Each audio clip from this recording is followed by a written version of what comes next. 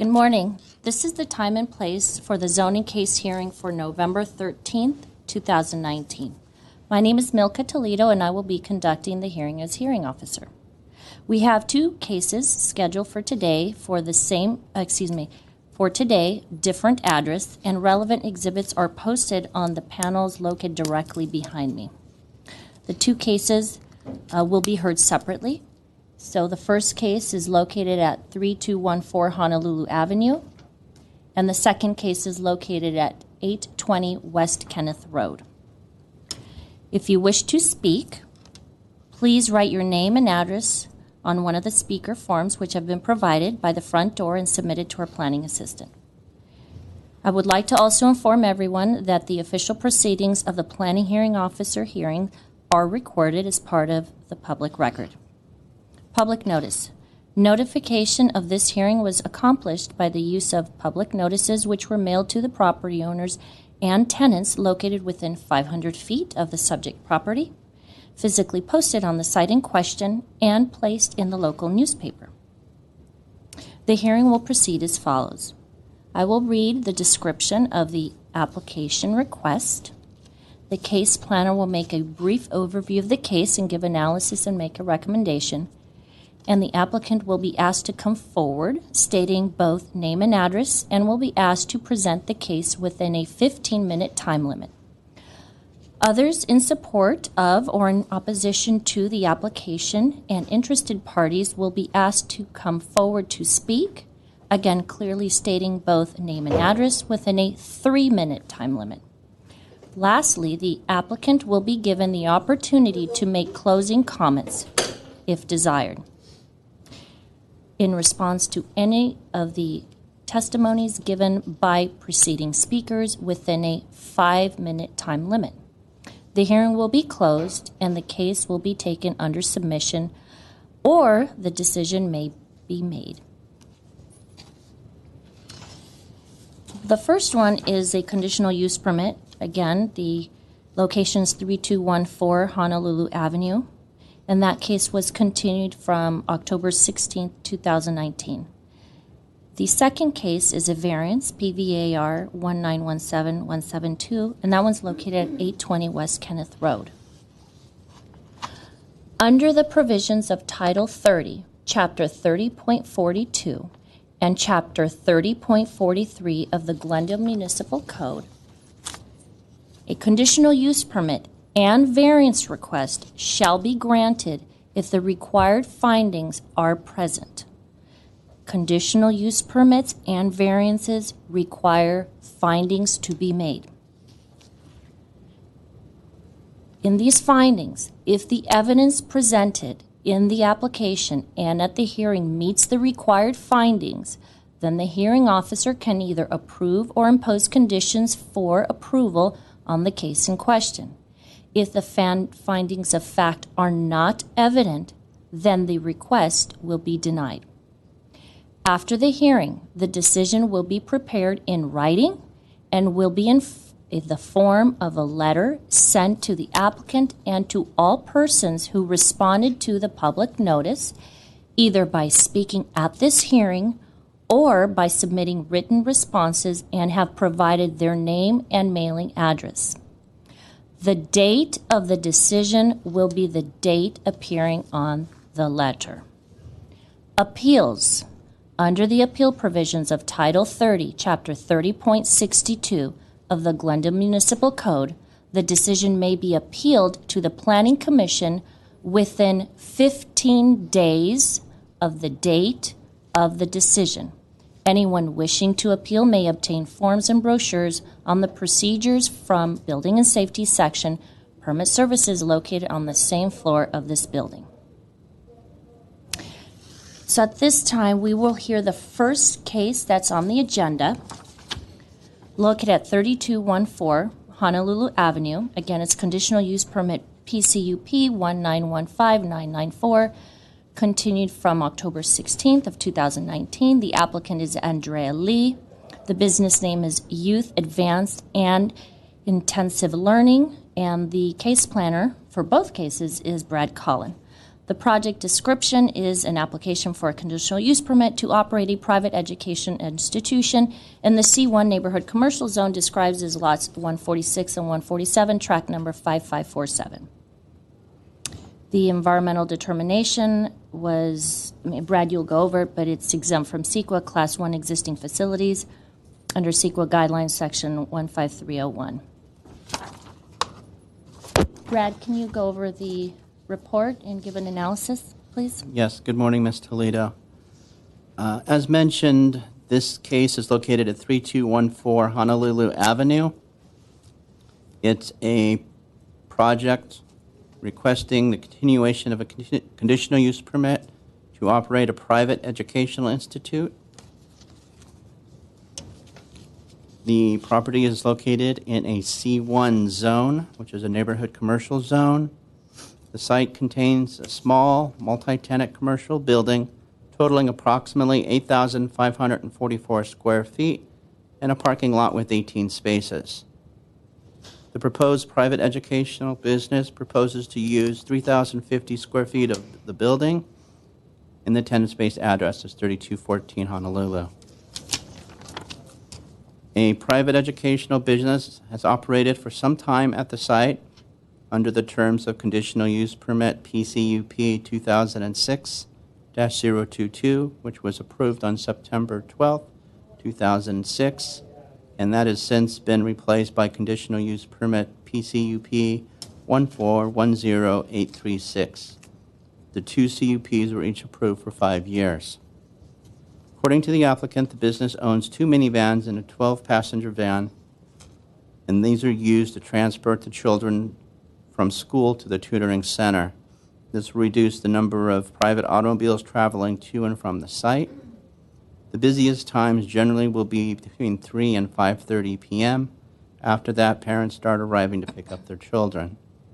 The business employs up to 6 tutors and has a capacity for 25 to 30 students. Their hours of operation are typically from 2 p.m. until 7 p.m. In the previous CUP, it should be noted that there has not been any significant parking or traffic problems. And given the past history, the limited hours of operation, small staff, and enrollment of children of not driving age, the business appears to be compatible with the neighborhood. Staff believes that all 4 findings can be made for the proposed conditional use permit and recommends approval based off the conditions you have before you. Thank you very much.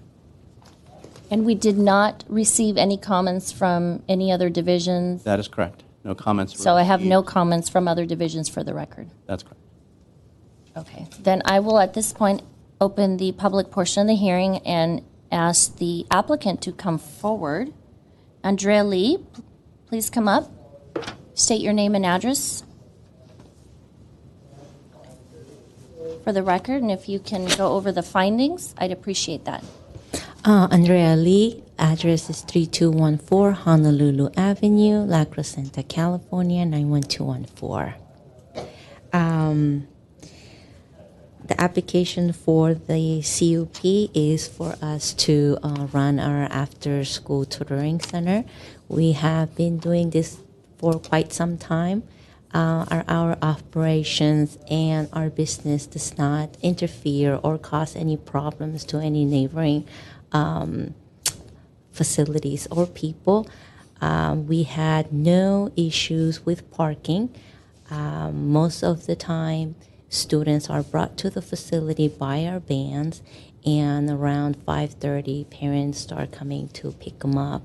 It is a quick pickup. They just quickly park the car, students come out, and they leave, causing no congestions in traffic. Also, due to our short period of business hours, our noise level, we might be busy from 3 to 5:30, but all students are kept indoors. We have no activities going on outside the facility, which causes no noise and business chaos to anyone around us. this service that we provide has been helping students in the GUSD district, LCUSD district.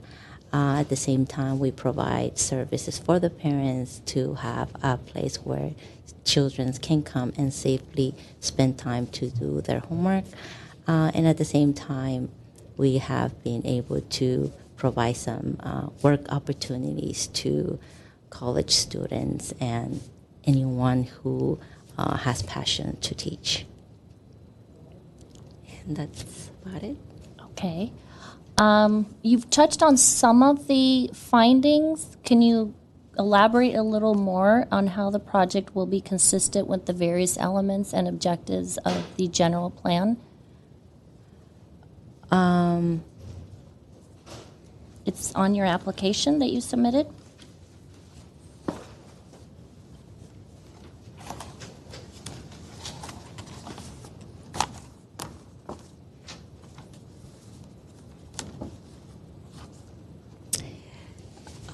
We have So how is your use, which is private educational, private specialized education training, how is it consistent with our general plan and our laws? So it's located in the C1 zone. That's a permitted use. yes, it's located in a residential area. It's located in the commercial, the C1 neighborhood commercial zone. Okay. Yeah, not residential. Commercial area. We are, I don't know, we're operating with, at any given time, we would have 20 to 30 children at the facility. Okay. We have anywhere from 5 to 7 staff. And I'll provide you with a copy of the application you submitted if you wanted to go over them.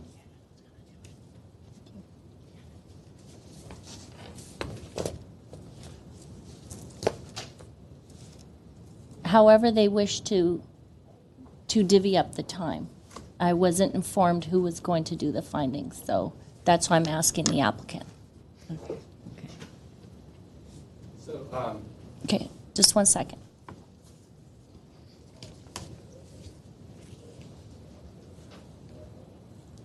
So let me ask you the question.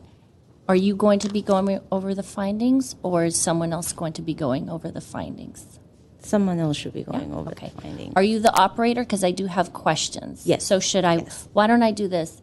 If you've concluded your remarks for now, let's have then the other speaker, Kevin Nguyen, come up, go over the findings, and then I have some questions. Okay. Yeah. Thank you. Hi, my name is Kevin Nguyen. The address is 3214 Honolulu Avenue, La Crescenta, California, 91214. Objective General Plan. So we are a tutoring center, and we basically tutor students first through fourth grade at that particular facility. So students are picked up and dropped off by us. So there's no congestion in terms of vehicle requirement for parking at that facilities.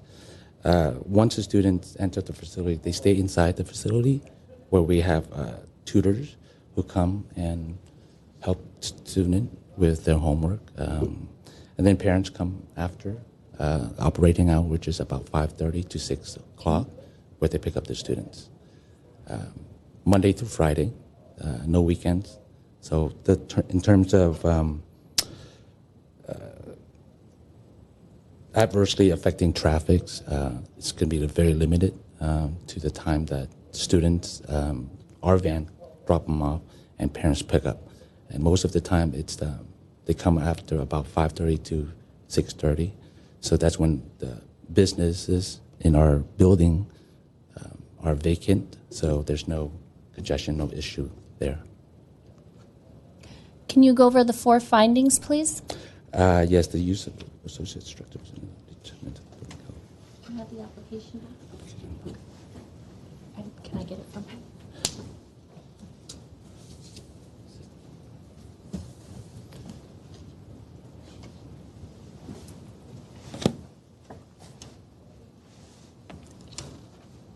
So the first one is, Yes.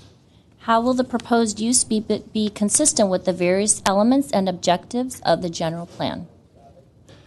The first one,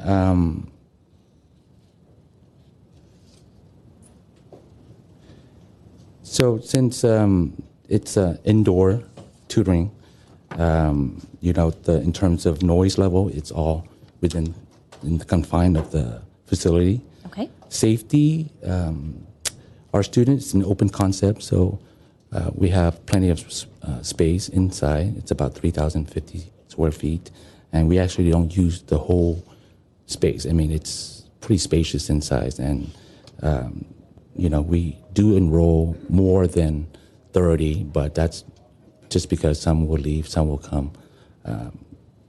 There's no recreation outside or inside. It's basically tutoring time where students, we help with the homework, projects, and whatnot. Okay. Moving on to the second one. Yes. Why will the proposed use and its associated structures and facilities not be detrimental to the public health, safety, or general welfare or the environment? Again, we are a tutoring center, so public health and safety is what we control inside our facility. We take all precautions in terms of having the place with, there's no cooking, there's no electronics per se besides computer. So in terms of keeping the students' health, we have adult supervision of the students. We have the student ratio is 6-to-1. So with an adult looking after the student, it's, they are aware of all the safety issues and taking all precautions in terms of student safety at all time. We're not dealing with, like I said, any electronic or equipment that might be hazardous for the students. General welfare, public safety, again, we are inside the facility, so we don't conduct It's a anything. controlled environment. Yes. Okay. General welfare, likewise, we look after the students at all time. Okay. And then, of course, the environment, no activities are outside of the confinement, so outside of the facility, so there's nothing detrimental to the Okay. facility or. And you sort of answered finding C, which is why will the proposed use and facilities not adversely affect or conflict with adjacent uses or impede the normal development of the surrounding property? That's correct. And then lastly, regarding how adequate public and private facilities such as utilities, landscaping, and parking and traffic circulation measures are or will be provided for the proposed use. It's an established use. Yes. It's in a shopping center. Can you elaborate how many uses are on there? Do you have parking on site? Yes, it's a 3-business facility. It's actually 3 business. It's a shopping center, sort of. It's a plaza, I would say. Okay. Or How many tenants? there are 3. Okay. One of the tenant is Softline Solution. They're basically an office space that conduct their own business within their facilities, and they have staff, but they're all adults. The next facility is a music facility, Okay. and they do music lessons one-on-one. So in terms of number of students there is very limited also. Okay. A couple of questions, and you've already touched on some, but I just want to highlight them. So can you confirm the operating hours again? Yes, operating is from 2 to 7, but most students leave by then. But Is that weekdays? weekdays, Monday through Friday. So you're closed Saturday and Sunday? That's correct. And that's throughout the year or seasonal? That is throughout the year. For summer, we open a little bit earlier at 9, and we end at about 2 o'clock. And you'll keep those hours that you currently have in place? That's correct.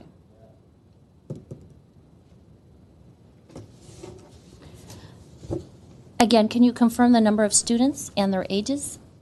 Yes, it's number of student varies, but does not change a lot between 30 to 35 students 30 at the to moment. 35.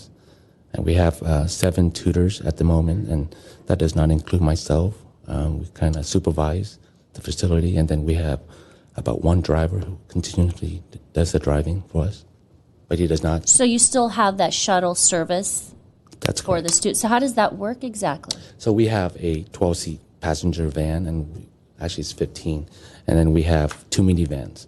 So when school is over, we have a ride schedule that we send our driver, including myself. 2 different schools? That's correct. And then at dismissal time, we pick them up, and then we bring them back to our facilities. Then we'll do that just continuously. And then when they're through with the services, the parents pick them up? Yes. So they Or stay guardian? inside until the parents come inside for us to recognize and make sure it's their parents, and we'll release them at that point. Do you still have the option of parents dropping off their children as opposed to using the shuttle service? We do. So it's optional? It is optional because some parents don't work, and so they are able to do that. But majority of the parents in the community work, and so And you haven't had an issue with parking? not at all, except for people who don't have business there and tend to park there. But then, Do parents typically stay and wait for their children, or they just drop off mainly? just drop off mainly because it's a 2.5 hour Oh, okay. tutoring time. So And the student instructor ratio is 6 to 1. yes, How many classes at any given time? at any given time, we have about 6. 6 classes. But then we don't have full capacity at all time. We make 6 classroom available. 6 classrooms? Available. It's just open concept.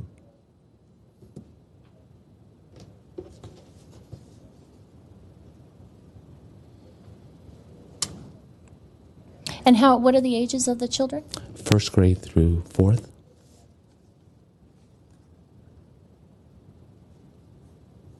First grade So- through 4th grade. Okay. So from 6 to 9, approximately. Yes.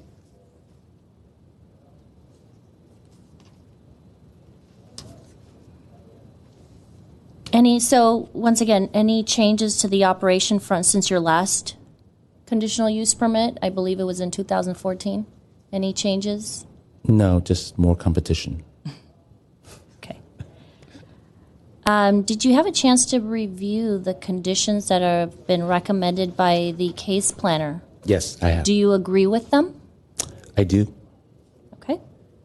Is there anything that you would like to add that I'm not aware of? No. Okay, well, thank you. Thank you. I don't have any other speaker cards for this address at 3214 Honolulu Avenue. Is there anyone else in the audience wishing to speak on this case? Seeing none? Okay. I will take this case under submission and render a decision in writing. So at this time, I would like to go over and open the case at 820 West Kenneth Road. It's variance case number PVAR 1917127. The applicant is Rita Naravian. Application is for setback variance to maintain a non-conforming interior setback of 1 foot for an unpermitted barbecue structure and 2 feet for an unpermitted covered patio, where 6 feet is required for both the barbecue structure and covered patio located in the R1 low-density residential zone, floor area ratio District 1, described as Lot 28, tract number 6134. The environmental determination is exempt from environmental review, Class 3, new construction or conversion of small structures under CEQA Guideline 15303. And the case planner is Brad Collin. So, Mr. Collin, if you can go over your report and findings and provide an analysis, please. Thank you, Ms. Toledo. As mentioned, this is a variance for the property located at 820 West Kenneth Road. The subject site is an 18,025 square foot rectangular lot with a 3,333 square foot, two-story, four-bedroom, single-family residence. The lot has frontage on West Kenneth Road and slopes down from the front to the rear. The house was built in 1933. There is no construction currently occurring on the property at this time, and the subject barbecue structure and covered patio were constructed sometime after 2017 without permits. The barbecue structure includes at least 2 wood fire burning ovens. On November 7, 2017, a building permit was issued for a conversion of a workshop back into a one-car garage within the existing garage, as well as a covered patio at the rear of the garage. No permits are on file for the construction of the workshop within the garage. However, the workshop was essentially legalized and converted to a garage. This permit showed the patio cover attached to the rear of the garage. In addition, a 204 square foot addition was made to the rear of the house in conjunction with the patio and remodel of the basement area. The subject covered patio is an extension of the one built in 2017 and attaches perpendicularly to the subject barbecue structure. The patio is about 2 feet from the rear interior property line. The overall barbecue structure is about 22 feet long by about 3 foot 8 inches wide and is built parallel to the rear property line. The barbecue structure is about 1 foot from the rear or interior property line. The applicant is requesting approval of the variance to allow the covered patio and barbecue structure to remain with the non-conforming interior setbacks. The zoning code provides that a minimum interior setback of 6 feet is required for any new structure. As mentioned, the subject barbecue structure and covered patio are considered legalizations due to the fact that they were constructed without permits. Staff has received comments from both Neighborhood Services and Building and Safety Division. The Building and Safety Division review of the project basically states that a permit cannot be issued for the fire burning ovens since they are prohibited as fire dangers. Staff believes that all 4 findings cannot be made in a positive way for the requested setback variance.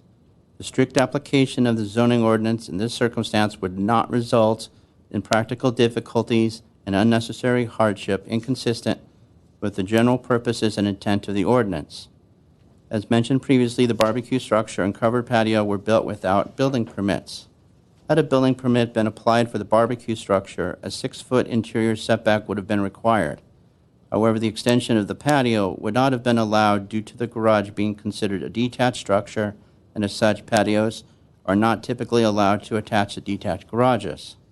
It may be possible for a patio to be located at the rear of the property, provided it is detached from the existing garage, plus the patio cover would also have to maintain a 6-foot setback from the interior property line. There is no hardship as it relates to the location of the 2 structures, other than the construction has already been completed.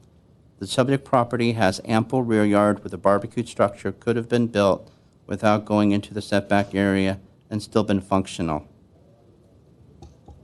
The patio expansion would not have been allowed, and the existing patio attached to the garage is considered existing non-conforming since it was part of the permit that was issued in 2017. The existing rear yard is very large. At one point, it's at least 50 feet by 70 feet of available landscaping. In the area by the barbecue structure and covered patio, there's an additional area of 24 feet by 30 feet of available space. There are no exceptional circumstances for the barbecue structure and covered patio to be located within the required interior setback. In addition, there is nothing unusual about the lot that would prevent the barbecue structure from complying with the 6-foot setback. Staff believes that by allowing the barbecue structure and the covered patio to be located within the interior setback, it would be precedent setting for the neighborhood. The zoning code requires a minimum interior setback of 6 feet. In addition, the purpose of a 6-foot interior setback is to provide for adequate buffer between structures and property lines. The zoning code has minimum standards established for interior setbacks. The purpose of this requirement is to ensure proper separation from the structure and the property line. If the structures do not meet the minimum setback, then they would be contrary to the objectives of the ordinance. Staff believes the project does not meet the 4 required findings for the setback variance and therefore recommends denial of the requested variance application. Staff has received 1 phone call and 1 email in opposition to the project, basically in support of staff's recommendation of denial. That concludes my presentation. I'm available for any comments or questions. Okay, and before I move along with the public portion, so I'm going to go over those comments from other divisions that you referenced earlier. So neighborhood services indicated that they do have an open case in regards to the barbecue and ovens, all without city approval or permit. So permits are required. And then building and safety, their staff indicated that the following items are found to be non-compliant in violation of the code. And they listed 10 items. Exterior walls and allowable openings in walls for fire separation distance requirements. And then they reference code sections. Eaves, overhangs, projections for fire separation distance requirements. Chimney clearances and termination above roof line. Chimney does not extend a minimum 2 feet above any portion of the building within 10 feet. Chimneys are not equipped with an approved spark arrestor. Posts or columns exposed to weather and within the periphery of the building are not supported by concrete piers or metal pedestals projecting 1 inch above a concrete floor or 6 inches above exposed earth, and the earth be covered by an approved impervious moisture barrier. Posts or columns are not naturally durable or preservative treated wood. Structure has no lateral resisting elements against wind and seismic protection. Wood burning fireplaces are illegal in California. Only gas burning fireplaces can be built into new construction. And then additional corrections may be required. And then in conclusion, they noted, after considering the evidence presented with respect to the application and submitted plans, building and safety does not support the request. And then the letter that you referenced earlier, it doesn't state who submitted it, but basically, as you indicated, they are not in support of the request, and they provided a description of the conditions. Did the applicant receive a letter or a copy of this letter? Okay. So can you make a copy? How many do you, let's just get 5 in case any of the other individuals need copies. Okay, I don't have any other comments from other divisions. So at this point, I'm going to open the public portion of the hearing, and I will ask Rita Noravian to come forward, stating your name and address.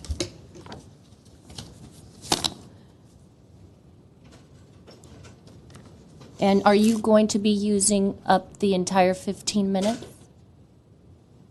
Will Probably you not. just be presenting? Yes, Okay, as applicant? Okay. yes. And also, Rita, since you are the applicant, I'm going to ask you at some point during your presentation, please go over the 4 findings that need to be made. So, Actually, that's what I'm going to do. great. Okay, so good morning, Ms. Toledo, Mr. Collin, and Ms. Ham. My name is Rita Naravian with Franco Naravian and Associates. My address is 409 West Broadway, Glendale 91204. And I am here to address the findings for the variance and state some key facts. First off, the homeowners of 820 West Cannon are prominent citizens of the Glendale community. Mr. Kuzuyan is co-founder of Service Titan, has employed 800 people in Glendale, moving over 100 families to Glendale, and most recently moving their headquarters to the former Nestle building. The Kuzuyans love their city and uphold the greatest respect for the people in their community. So now I'd like to respond to the variance required findings. First, the strict application of the provisions of any such ordinance would result in practical difficulties or unnecessary hardship inconsistent with the general purpose and intent of the ordinance. Staff report suggests that the yard has plenty of space to construct a barbecue/pizza oven set, and this should not be regarded as a hardship. However, placing the barbecue set in the middle of a yard just does not seem proper. In fact, most of the homeowners that in that neighborhood have built or placed their barbecue sets at the end or side of their yard. The position is to construct it in the middle of the grassy area. It would seem out of place and non-conforming to the styles of the homes around the neighborhood. It also would be impossible to move this barbecue without destruction. The hardship would be the demolition of this architecturally constructed barbecue set that has currently complements the architecture of the main house.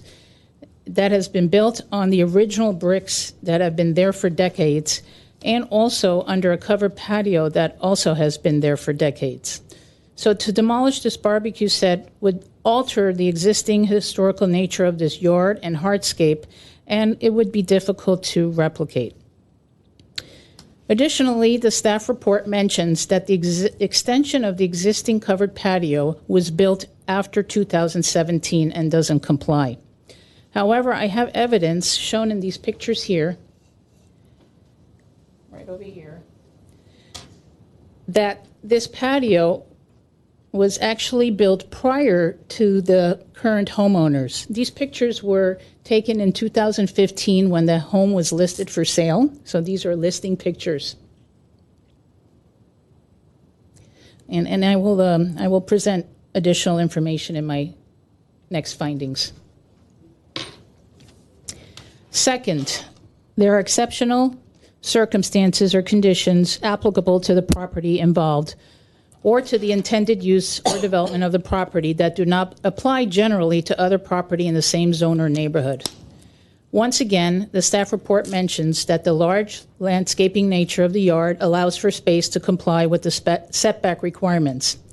Again, placing the barbecue set in the middle of a grassy area is not aesthetically pleasing and does not conform to any of the other properties in the neighborhood. Placing the barbecue set at the back or side of the yard is common and accepted in traditional Spanish Revival homes. The design of this barbecue set does complement the architectural style of this house. The staff report discusses that to allow for the variance would be setting a bad precedent to the neighborhood. With regards to the existing patio, again, this was an existing structure when the Kruzuyans purchased their home in 2015.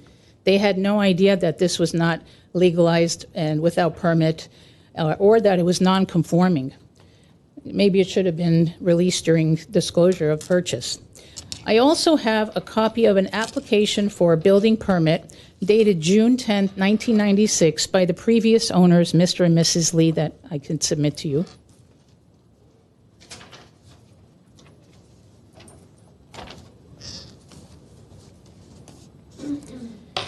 On the plot plan, you can see roof over patio is labeled and shows the extension. It shows that the covered patio was pre-existing, maybe even to 1996. There wasn't any patio cover built in 2017. So therefore, since new construction does not apply, this variance should be allowed on the covered patio as a pre-existing structure. Third, the granting of the variance will not be materially detrimental to the public welfare or injurious to the property or improvements in such zone or neighborhood in which the property is located. I'll reiterate again that the covered patio is pre-existing prior to 1996 from what we see from that plot plan and application for building permit, and therefore will not be materially detrimental anyway to the public welfare. As for the barbecue set, keeping it where it is or moving it 5 feet inwards to have that 6-foot setback will have absolutely no effect on the public welfare. The barbecue set cannot be seen from the public street, nor does it have any impact to the public. It is built in front of a wall, therefore offering no visibility to the neighbor behind the barbecue set and actually providing a nice shelter and privacy. Additionally, behind the barbecue set is the neighbor's yard and landscaping, and there isn't any structure or dwelling within at least 20 feet where a window may be blocked. Rather, this barbecue set is merely a few feet tall and is used only on rare occasions. It's not being used every day, and it really has no bearing to be obtrusive to the public. Lastly, the granting of the variance will not be contrary to the objectives of the ordinance. Again, the covered patio is existing, we believe, prior to 1996, and therefore will not be contrary to the objectives of this ordinance. The intent of the ordinance really considered for small, several-foot-high barbecue sets, which is used in very rare circumstances. The property on the other side of this barbecue set is merely a backyard with no structure, again, within at least 20 feet or more of this barbecue set. Now, while we acknowledge all of staff's responses to this variance case, the owners are more than willing to work with planning and building and safety to comply with any reasonable building and safety issues that are applicable to the barbecue set. But one note that needs to be addressed is item number 9 on building and safety's report. They state that this is a wood-burning fireplace. However, the barbecue set should be classified as a wood-fired cooking device. And according to Rule 445, whose purpose is to reduce the emission of particulate matter from wood-burning devices, wood-fired cooking devices means any cook stove, wood-fired oven or grill, or any device designed for burning any wood-based fuel for cooking purposes. The Kazooians comply with Rule 445 and are cautious when they're using their barbecue set on rare occasions. They do adhere to the mandatory winter burning curtailment and the no-burn alerts provisions. Whereas if we look at mandatory winter burning curtailment, it states no person shall operate an indoor or outdoor wood-burning device, portable outdoor wood-burning device, or wood-fire cooking device during the wood-burning season when a mandatory winter burning curtailment is forecast for the specific region where the device is located. As far as no burn-out alerts, the South Coast AQMD issues a 24-hour no-burn alert for residential fireplaces, outdoor fire pits, and wood stoves when emissions and stagnant weather cause unhealthy levels of fine particulate pollution. Alerts are issued each year from November 1 through the last day of February, typical for the entire South Coast Air Basin. During a no-burn alert, South Coast AQMD requires that residents refrain from all indoor and outdoor wood burning. The wintertime program became mandatory November 1, 2011, under the provisions of Rule 445, which, again, the Kazooians do comply with. So in conclusion, we would like the variances to be considered for approval per the findings I outlined today.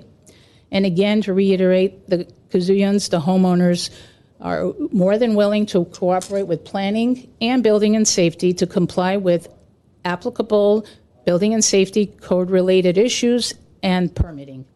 Thank you. Thank you, Ms. Naravian. Couple of questions. Just at a glance on this document that you submitted for application for building permit, it indicated that it was for a block wall. And that was what the permit was for? Correct. Okay. Was then, no then permit issued then for the covered patio at Well- any point historically? Not that we know of. But what this shows is that, as the diagram of the plot, that this was already on the plot. So we're not sure what previous homeowners have done. So it was the previous homeowner that constructed the covered patio? That's what we're told, and they're here to speak about that. Okay. And what about this area here where the oven is? Correct. When That was constructed in 2018 by the previous? by the current By the current. homeowners.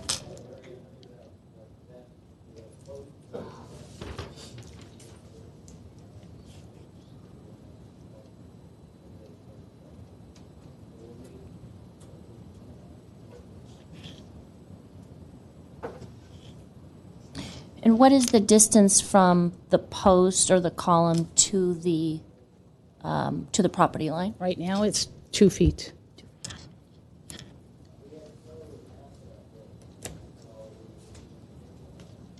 And the ovens are located how close? 1 foot. 1 foot.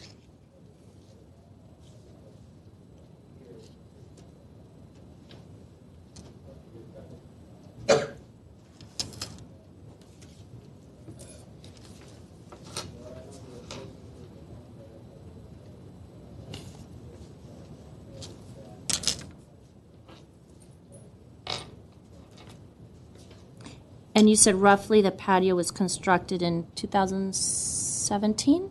No. We believe, based on this diagram, that it was already constructed at least in 1996.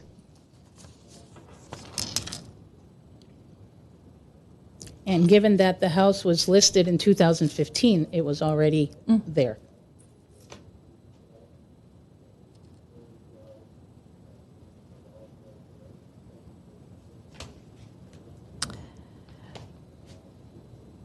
Have you explored any other options where a variance would not be required For the for what's in barbecue. question today, whether it's the patio and the ovens? no, we have not. Any thoughts? Well, we believe this should be pre-existing, so the variance shouldn't really apply because it's already there. As far as the barbecue set, it's, complying with any safety issues, permitting it. They'd be more than willing to have this permitted and legalized. And going back to the building and safety comments, have you met with building and safety? Because, this is a concern. Yes. What they've outlined, it's a life and safety issue. Have you, or has anyone followed up with building and safety to see what would be? Not at this time. Okay, We were going to wait till after the hearing. okay. Then I don't have any other questions at this time. Thank you. Thank you.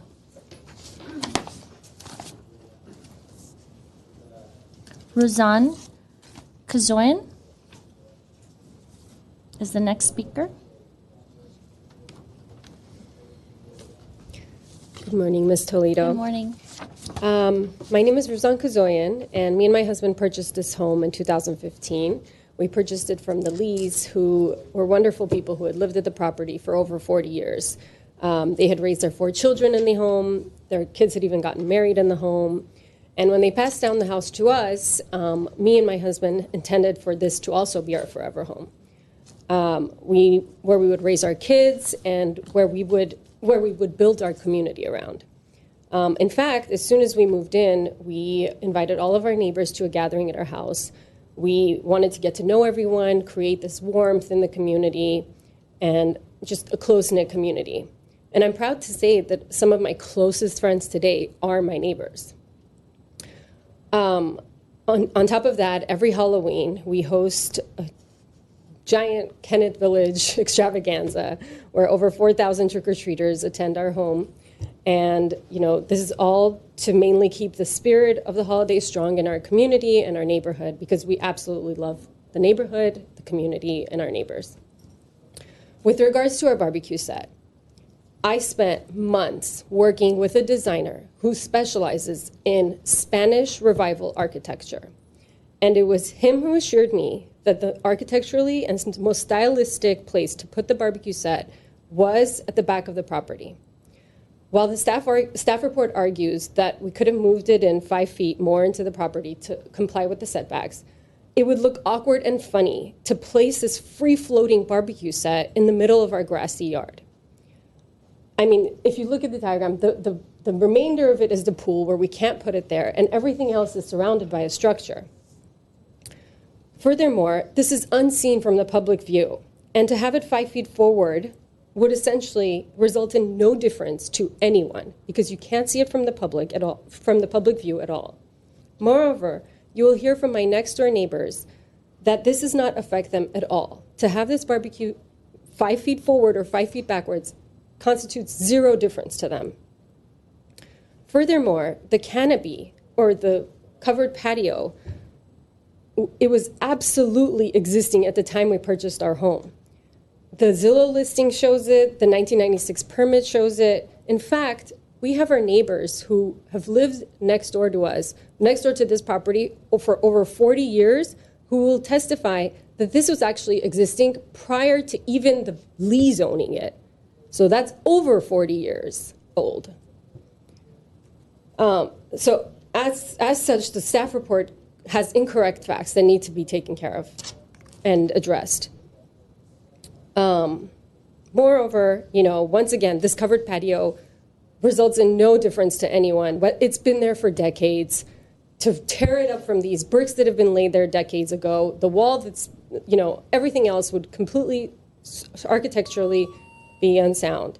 We will comply with all building and safety codes that are reasonable and make this a safe barbecue set. But we just kindly ask that you grant our variance. Thank you. Thank you. Vahe Kazoyan?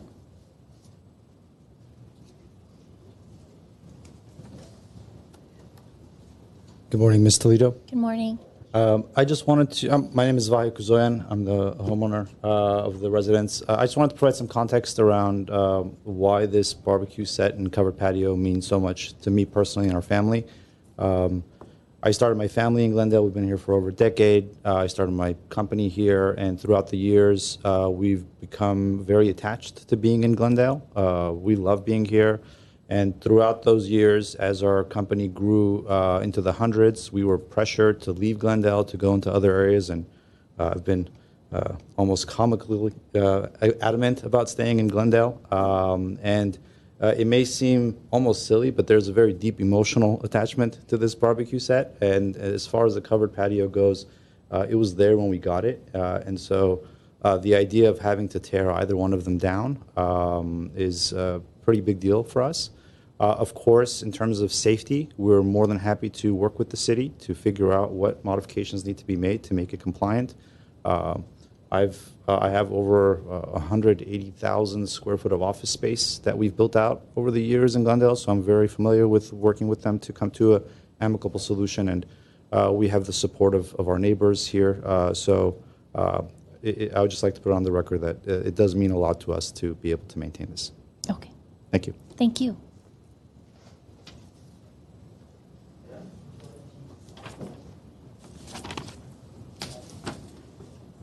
Stacy and Darren Merritt?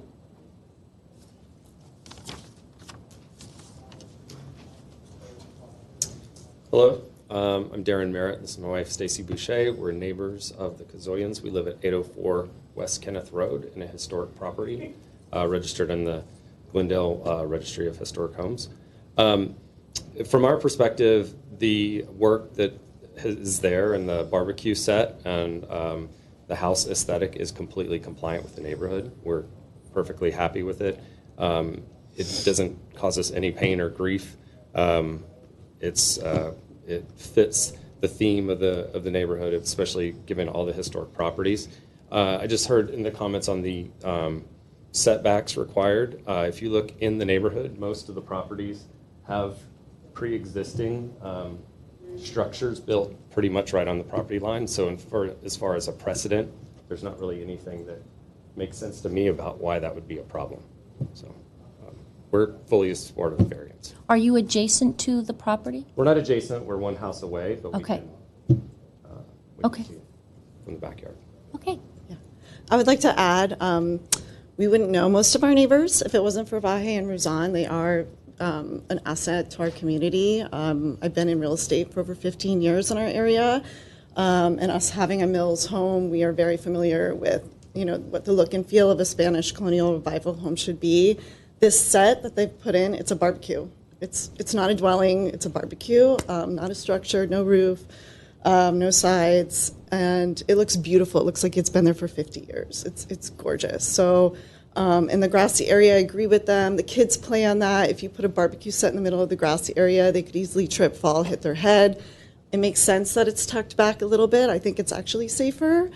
And yeah, they're an amazing, amazing family, and I think they should be granted the variance. Thank you. Thank you.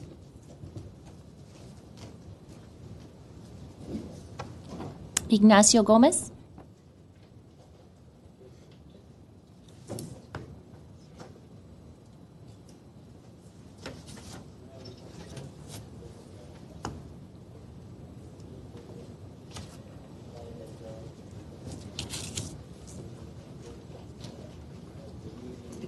Hello, Ms. Toledo. Hi. Good morning. My name is Ignacio Gomez. My wife, Imelda. We've been there for over 40 years, and we got to know the Arrows when we first moved in there. And our children grew up together, so they're well familiar with their backyard. And that covering has been there, I'm sure, before we even moved in. And as far as the barbecue, it doesn't bother us at all. What they've done to the house and to the yard is an absolute improvement. So they're terrific neighbors on both sides. We're very fortunate. So. Okay. It's very positive. Thank you. Did you want to add anything? No, I She can't talk. Okay. Well, thank you. Thank you for coming.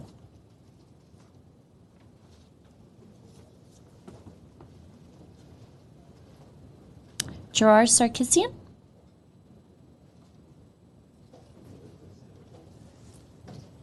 Good morning. Good morning. My name is Gerard Sarkisian. I live at 1636 West Kenneth Road. So I'm a Kenneth Road resident as well, but I'm also good friends with Vi and Ruzan. So is my wife and our kids.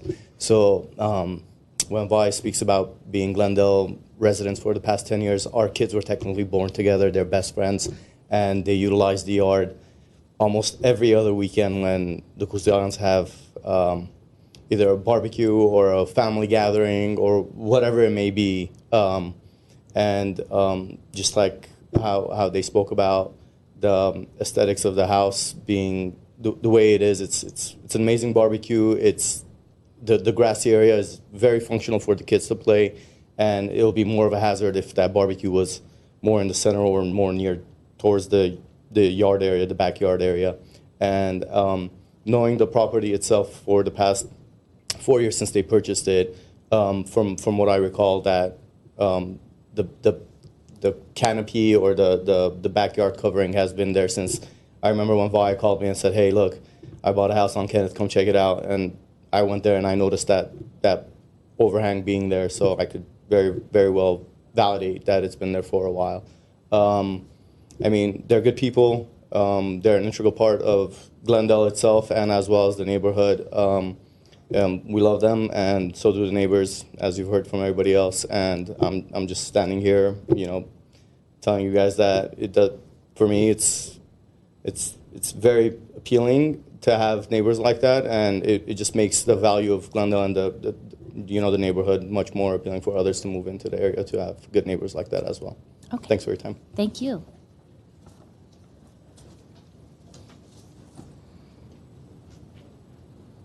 Paraj Maktumian. Good morning, Ms. Lito. Good morning. My name is Raj Mukhertumian. I live at 1418 Thompson, right up the street. I was actually there when we first went to the first showing of the house when it was for sale in 2015 with Ruzan and Vahe, and that structure was mainly there.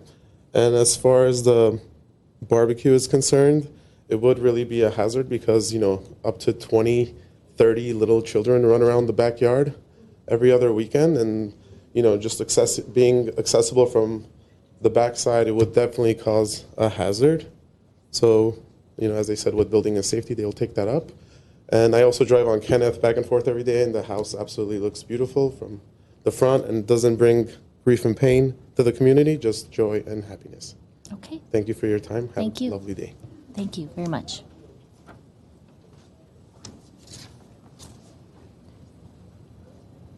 Varan Gurjian. Good morning, Ms. Toledo. Good morning. My name is Varand Gurjian. I'm a Glendale resident and a friend of the Kuzoyans. Because And the, I'm sorry, your address for the record is? 1329 Campbell Street, Okay. Glendale. Because the specific variance findings have already been addressed and detailed, I'd like to step back and address the one thing that has been brought up by Ruzan Kuzoyan, one of the owners, and that's the purpose of having the zoning ordinances and all ordinances that generally apply to our neighborhoods. And it's to preserve mostly the integrity of the properties. And I can't stress enough how much effort, thought, and time went in by these homeowners to ensure that that larger and most important issue was addressed when they decided to build their barbecue set.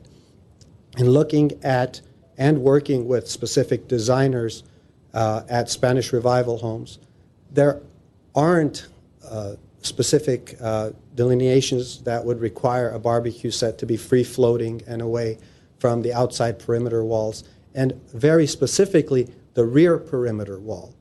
That's how these things were designed in the past. If this home included this barbecue set in 1933 when it was built, in all likelihood, it would have been where they placed it today. Not only is this a guess, but this is what they were told by designers. And I think when we step back and having already addressed by Ms. Nuravian the specific variance finding requirements, and we step back and look at the intent of just not that, but generally our zoning codes, we recognize that preserving the integrity and design of this home that does stand out on Kenneth Road, has been accomplished by these homeowners, and it's been accomplished in great style and through a lot of effort, time, and cost. So I ask that the variance be granted. Thank you. Thank you. I don't have any more speaker cards. Is there anyone else in the audience that would like to speak? Come forward.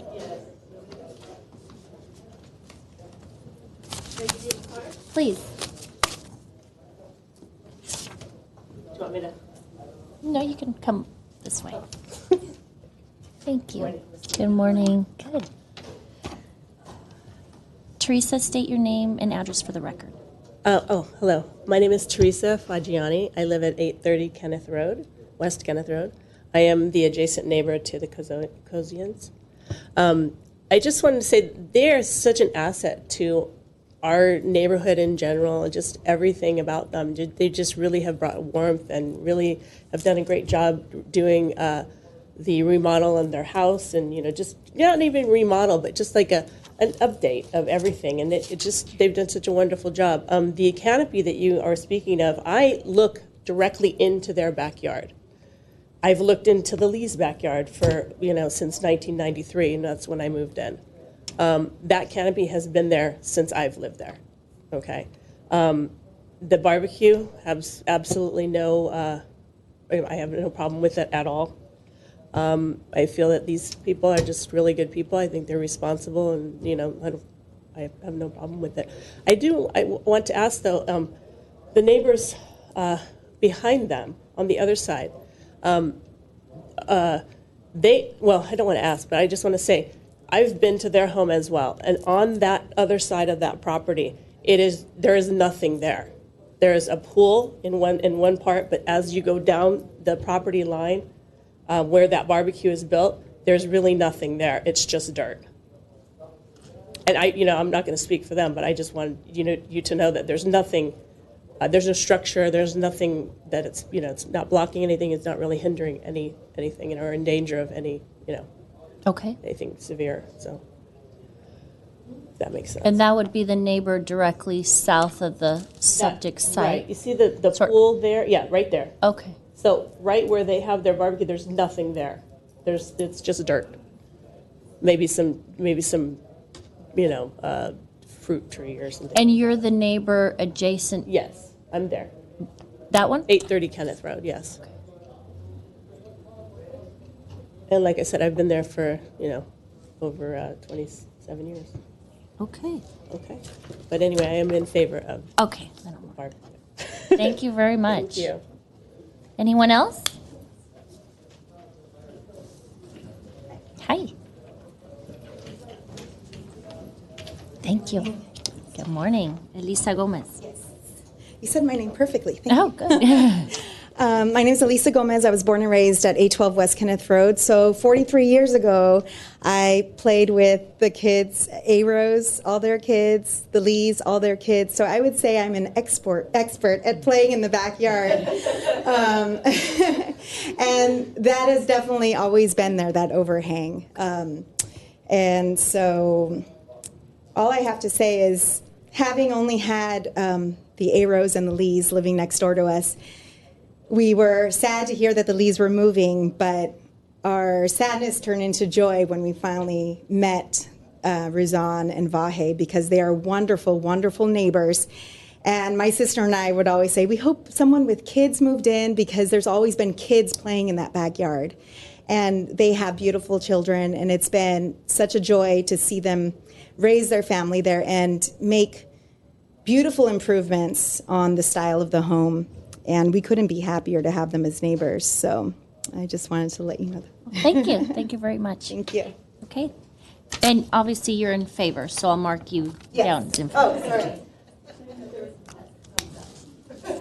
Anyone else wishing to speak in favor or in opposition? Okay.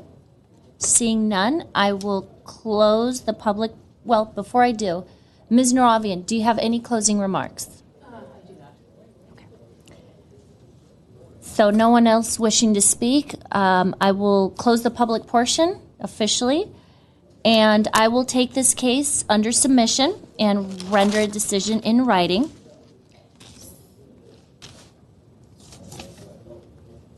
And at this time, we will end the public hearing, and it's 10:45, Wednesday, November 13th, 2019. Thank you all for coming. Have a nice day.